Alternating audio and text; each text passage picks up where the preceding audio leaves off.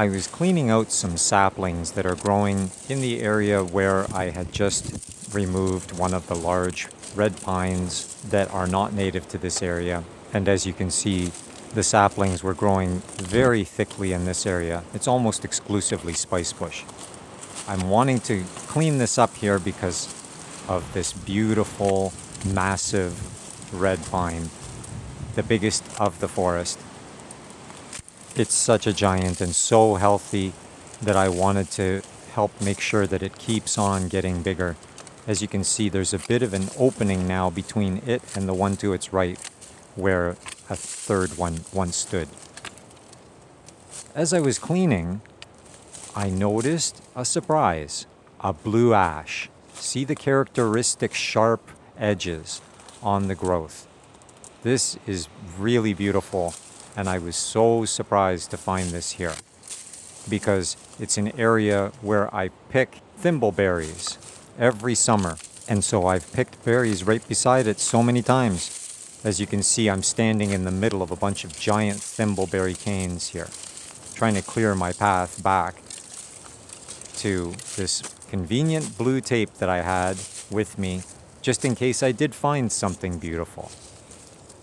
Interestingly, just one step away from the blue ash is a white ash. And if you know about your ash trees, you'll know that the white ash is in real trouble. And so this is good to see that this white ash and blue ash are here together. Let's see if the white ash is helped by growing next to the blue ash.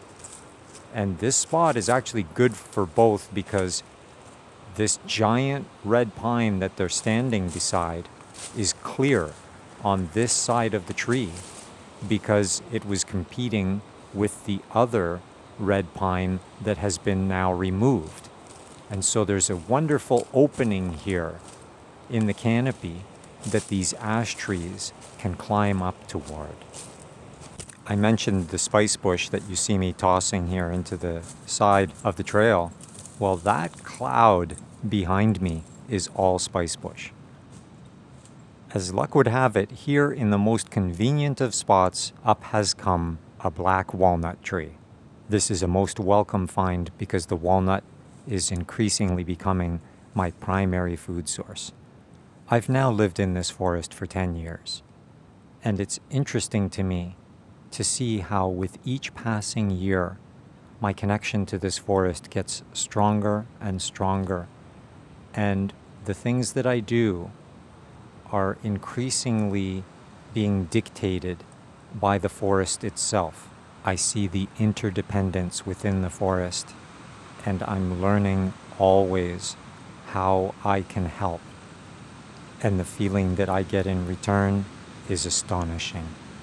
Now it is time to turn my attention to the upcoming hemlock chestnut grove on the edge of one of the larger vernal pools, which strangely this year is basically dry. We had a very unusual winter, the first in my 10 years here, that did not have enough precipitation over the wintertime to fill all of the vernal pools.